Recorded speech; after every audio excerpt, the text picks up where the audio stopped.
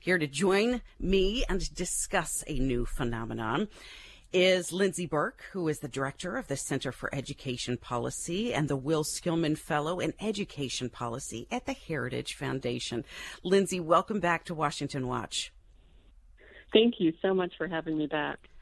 So this is a discussion about pandemic pods, which is something analogous but not identical to microschooling. Can you talk a little bit about these phenomenons?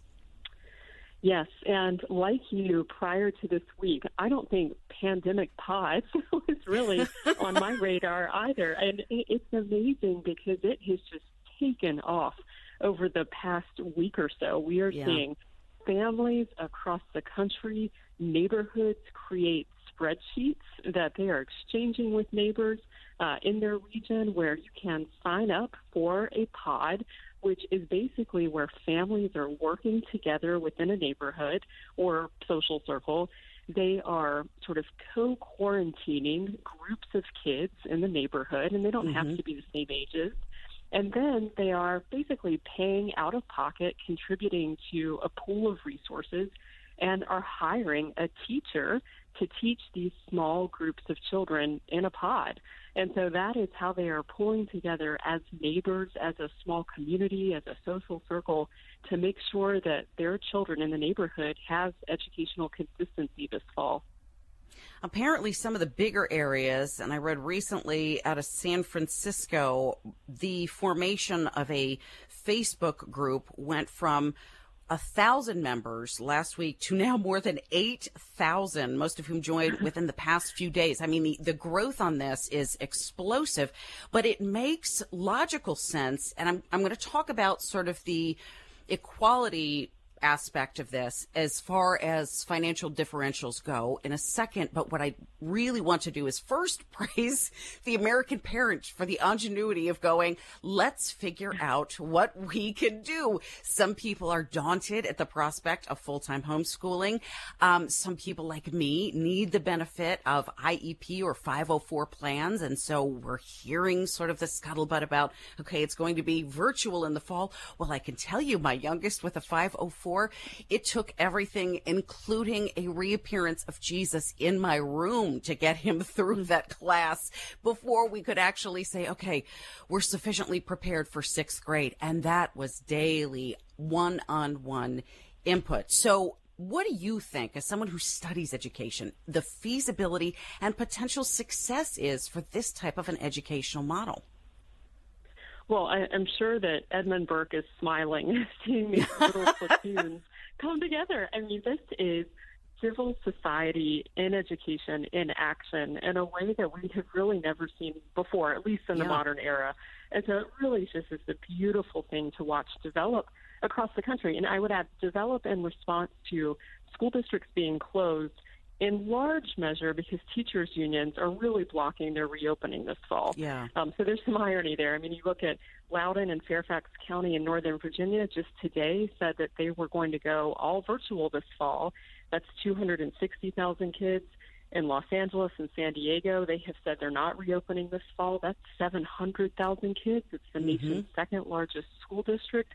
So hence the civil society response that we're seeing that I think, you might really only see in America, which is really lovely to see. On the equity concern, you're right, and this is important. It is one thing to be a family who is in a neighborhood, can afford to pay out of pocket, to pool together resources, to hire and pay for a teacher to teach your pod. Not every family has that ability. This is why it is critical that education dollars follow children to education options of choice that are open and available to them. Measures like education savings accounts are critical right now, where families get a portion of the money that would have been spent on their child in their public school and can use that money to pay for private tutors and private teachers and online learning options. And so states need to really step up and step up quickly here to provide emergency education savings accounts to make sure that low-income children in particular aren't left out as we see this pandemic pod and micro school phenomenon move forward. Right, right. And isn't it so funny? It does perfectly make the case for school choice, and also indicates to the powers that be that if you don't give us school choice, we will exercise it anyway. And in this situation, it really is and I've called it this before, I want to continue to use this phrase, it's a transformative event in American education, because it has allowed us to not only reassess what our kids are being taught. So we've got the element of being able to review sort of the ideology that's coming in through the public education funnel, but also to exercise different choices, whether that is deciding we're going to send our kids to private school, if we're going to take on homeschooling full time, if we're going to join a pod or a micro school, or if we're going to join a co-op. I have taken this as one of the rare silver linings of the entire pandemic, because it really has allowed me not only to spend more time with my kids, but really to reassess what they are getting for the American tax dollars. Some people have called for refunds of these tax dollars because, quite frankly, I'm not getting what my substantial taxes have promised to provide me. And these poor kids who are not able to, and I say poor sort of in an esoteric sense, because my heart breaks for them, the kids who are not able to pay for these other options, whether it's private school or a micro school or a pandemic pod, are really left with the singular option of having to do whatever the school department puts together, cobbles together as some form of education, and yet at the same time are often disadvantaged, and you know this, Lindsey, because they have not as much access to technology, or technology that's not as good. So they really get it both coming and going. Yeah, that's right. And you make an important distinction there, that what we are seeing in terms of what school districts have been providing when it comes to online learning resources, that is very different, and unfortunately has not always worked well from the district side, the district provision of online learning. It's very different than a family making a decision pre-pandemic to use online learning as their primary education source.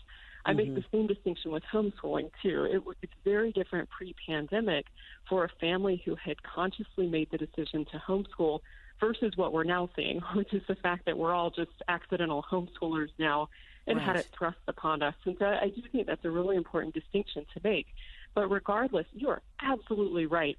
Families deserve a refund if their public schools are not going to reopen this fall, or are doing it in such a way that it's just not meeting the needs of students.